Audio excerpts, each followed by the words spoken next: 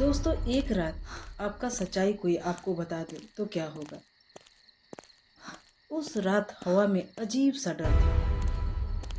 पेड़ ऐसे हिल रहे थे मानो कोई उसे छूकर हिला रहा हो। सन्नाटा इतना काफी था कि जरा सी आवाज आपके सीने को चीर कर निकल जाए। दोस्तों, मेरा नाम पूनम है।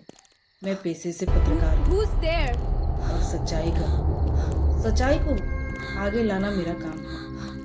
मैं उन्हीं बातों पे यकीन करती हूँ जिसे मैं देखती हूँ। भूत प्रेत, भगवान, ये सब मेरे लिए मात्र कहानियां हैं। मैं इन पे यकीन नहीं करती। लेकिन एक रात सब कुछ बदल गया। मेरी गाड़ी अचानक जंगल के बीचों बीच रुक गई और मेरे मोबाइल का नेटवर्क भी गायब हो गया। घड़ी के 12 बज रहे थे। उस सुनसान जगह में मैं मात्र अकेली थी। तभी अचानक चरचर की आवाज आई। ऐसा लगा जैसे कोई पीछे से आ रहा हो। लेकिन जब मैं मुड़कर देखी तो पीछे कोई नहीं था।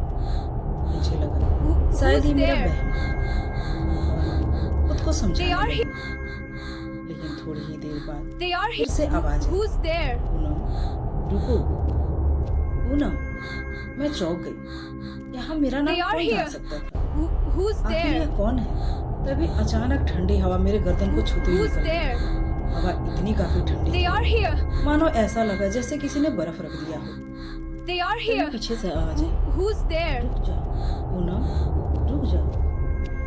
मैं इतना डर गई कि मेरे हाथ से टॉर्च गिर गया। जब मैंने पीछे मुड़ा, एक धुंधला सा परछाई दिखाई दिया। मैं तो और कांपने लगी। मैं हकलाती हुई, कौन हो तुम? और मेरा नाम तुम्हें कैसे पता? साया ने कहा, मैं वही हूँ जिसे तुम भूत समझती हो।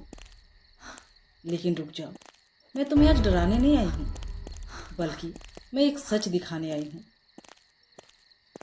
मैंने कहा, कैसा सच? तभी साया मेरे करीब आने लगी। मैं और डर गई। साया ने कहा, डरो मत, मैं बिल्कुल तुम्हें नहीं डराऊंगी। उसने कहा, जिस भगवान को तुम मंदिर मस्जिद में ढूंढती हो, आज मैं उसी की सच्चाई बताने आई हूँ कि वाकई में भगवान कहाँ होते हैं। मैंने चौंकते हुए कहा, क्या सच में भगवान होते हैं? तभी साया ने कहा, हाँ, भगवान तो सच में होते हैं, मगर जहाँ तुम ढूंढती हो शायद वहाँ भगवान नहीं है। मैंने कहा, फिर कहाँ है? तभी साया ने गहरी आवाज में कहा। उसकी आवाज में डरावनी बिल्कुल ही ध्वनि नहीं थी। ओम नमः शिवाय। Please bless me, Lord Shivaya. I pray for peace and happiness for all. I pray for peace and happiness for all. तुम जैसा कर्म करती हो वैसे ही भगवान तुम्हारे करीब होते हैं।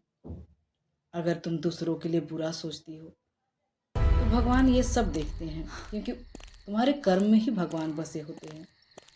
इसलिए क्या कभी तुमने ऐसा महसूस किया है कि तुम कब गलती की हो और किसको तड़पाया है? इतना सुनने के बाद मैं चौंक गई।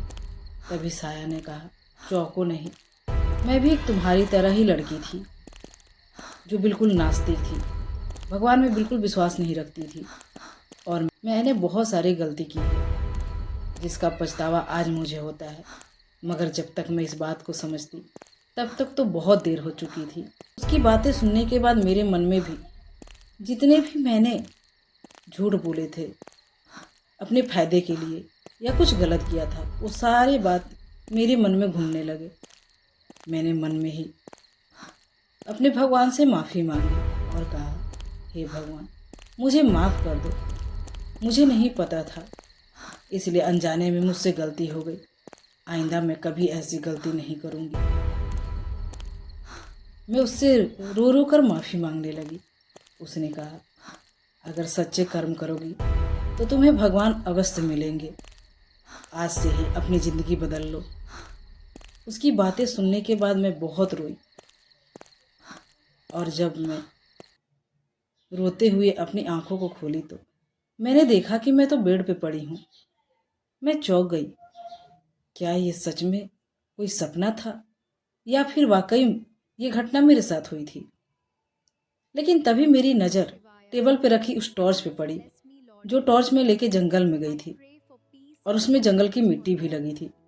यह देखकर तो मैं बहुत हैरान हुई, लेकिन तभी मुझे समझ में आ गया ये कोई सपना नहीं था, बल्कि भगवान की तरफ से एक चेतावनी थी।